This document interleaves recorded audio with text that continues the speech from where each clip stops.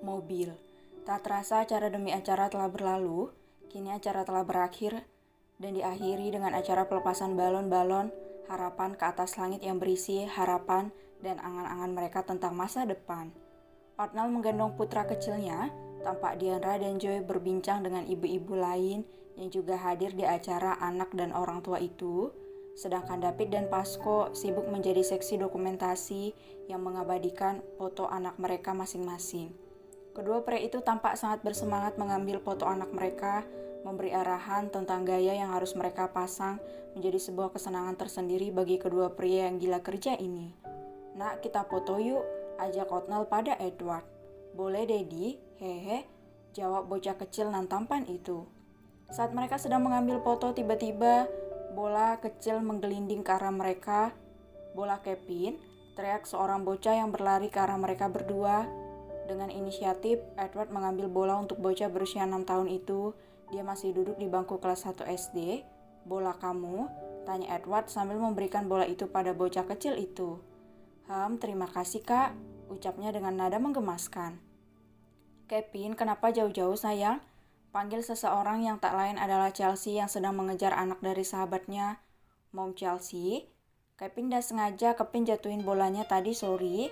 Jangan bilang mami ya," ucap bocah kecil itu. "Willy, kamu ada-ada aja, bola jatuh gak masalah asal bukan kamu yang jatuh," ucap Chelsea. Maaf mengganggu dok," ucap Chelsea sambil membungkuk pada Otnal. Si bocah kecil Edward terus saja menatap gadis itu dengan lekat, bahkan memperhatikan bagaimana Chelsea dengan begitu perhatian mengurus Kevin yang masih kecil. Entah apa yang ada di pikiran bocah kecil itu, tetapi segurat senyuman lembut tergambar di wajah bocah kecil itu dan Otnal menyadarinya. "Hei, anak Dedi kok senyum-senyum?" tanya Otnal. Kangen Mommy," ucapnya dengan senyuman manis di wajahnya yang masih saja menatap Chelsea dengan intens.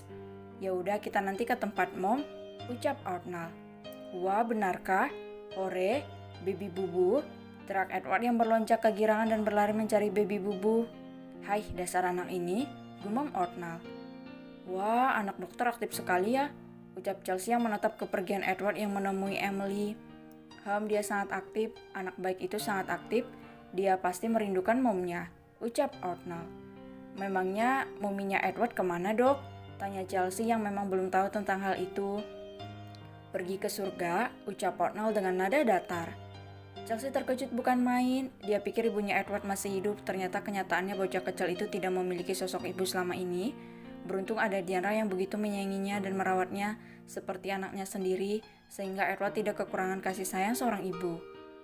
Maafkan saya dok, bukan maksud saya untuk menyinggung," ucap Chelsea segera membungkuk. Tak apa, bukan masalah besar," ucap Otnal sambil mengangguk. "Lalu bocah kecil ini siapa? Anakmu?" tanya Otnal sambil menatap bocah kecil yang menggemaskan itu. "Bukan anak kandung, tapi serasa anak sendiri sih dok, karena saya lebih sering bersama dia dibandingkan dengan papa dan mamanya yang sibuk kerja," jelas Chelsea. Begitu ya? Kupikir kau sudah menikah," ucap Otnal. Belum dok," jawab Chelsea. "Habisnya wajahmu mulai kerutan, ejek Otnal yang penyakit gesreknya mulai kambuh lagi. Seketika itu Chelsea terbelalak mendengar ucapan Otnal. Bisa-bisanya pria psiko itu mengejek dirinya yang biasanya kena bentak dan kena serangan mental di rumah sakit. Astaga, aku tidak habis pikir dengan kelakuan dokter aneh ini. Dia benar-benar dua kepribadian yang berbeda, sangat aneh. Mimpi apa aku sampai bertemu dengan orang aneh itu? Ih, seram, ucap Chelsea bergidik merinding sambil menggendong Kevin dan pergi pulang untuk mengantar bocah kecil itu sebab mamanya tidak datang ke acara pertemuan ini. Sementara itu, Otnal menghampiri Edward yang sedang asik berpose bersama kakak kembarnya dan juga Emily. Sontak keluarga mereka menjadi sorotan para tamu karena mereka bagaikan melihat taburan serbuk berlian yang berjejer di depan sekolah. Visual mereka benar-benar sebuah anugerah yang begitu luar biasa. Para orang tua juga tak ketinggalan acara foto-foto itu. Otnal nimbrung di antara kedua kakaknya dan ikut berpose. Acara itu diakhiri dengan tawa bahagia oleh mereka semua. Sementara itu dari kejauhan, Tanpa seseorang mengepal kuat kedua tangannya sambil menatap Arnold dan Edward dari dalam mobil. Beraninya pria bajingan itu menggoda Chelsea, umpatnya dari dalam mobil. Dia tak lain adalah Richard yang membuntuti Chelsea sampai ke area sekolah itu. Dia menaruh hati pada Chelsea, tapi Chelsea tak pernah melihatnya, bahkan terkesan sangat cuek pada dirinya. Karena Chelsea tidak melihat kalau dia secara terang-terangan menunjukkan rasa sukanya, membuat Richard sensitif jika gadis pujaannya itu dekat dengan pria lain yang lebih unggul dari dirinya. Belum lagi pria itu adalah Dr. Arnold, pria yang tidak disukai oleh Richard karena dianggap terlalu banyak ikut campur dalam berbagai hal. Beraninya dia mendekati Chelsea, dasar pria licik. Lihat saja apa yang akan kulakukan padamu dan anak bodohmu itu. Cih, manusia rendah, umpat Richard, lalu dia pergi dari sana dan melajukan mobilnya. Bertahun-tahun menyukai seorang gadis namun tak kunjung berhasil mendapatkan hati gadis itu, membuat Richard buta dan tidak menyadari siapa yang sedang dia tantang saat ini. Sementara itu, rombongan keluarga Arnold sudah meninggalkan lokasi sekolah karena acara telah berakhir dengan sukses. Mereka semua melaju menuju rumah duka di mana Abu Sean mendiang mumi Edward disimpan. Edward tampak tersenyum bahagia. Saya tahu kalau dia akan mengunjungi tempat muminya. Sepanjang jalan bocah itu terus tersenyum sambil menggenggam tangan Emily yang duduk di pangkuannya.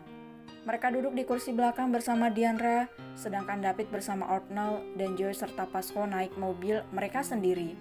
Tunggu dulu, Kak Niel, siapa wanita yang bersamamu tadi? Aku sepertinya mengenal dia, ucap Diandra secara tiba-tiba saat dia mengingat sosok Chelsea yang tak asing menurutnya. Siapa? Yang mana? Tanya Arnold. Itu loh perempuan yang kakak ajak bicara tadi saat di kursi dan juga saat bersama Edward. Tadi aku terlalu sibuk berbincang dengan ibu-ibu sampai gak perhatiin. Soalnya aku kayak kenal gitu. Jelas Diandra mencoba mengingat sosok gadis yang berbicara dengan Arnold tadi. Kamu kenal dari mana yang? Tanya David penasaran. Si gadis parfum 5 tahun lalu yang dia mirip banget sama gadis itu. Namanya kalau gak salah Chelsea, Elsa atau apa gitu, ucap Diandra. Hah, gadis parfum apa? Gadis tadi namanya memang Chelsea, dia dokter fellow di rumah sakit di Departemen Beda Saraf, ucap Arnold.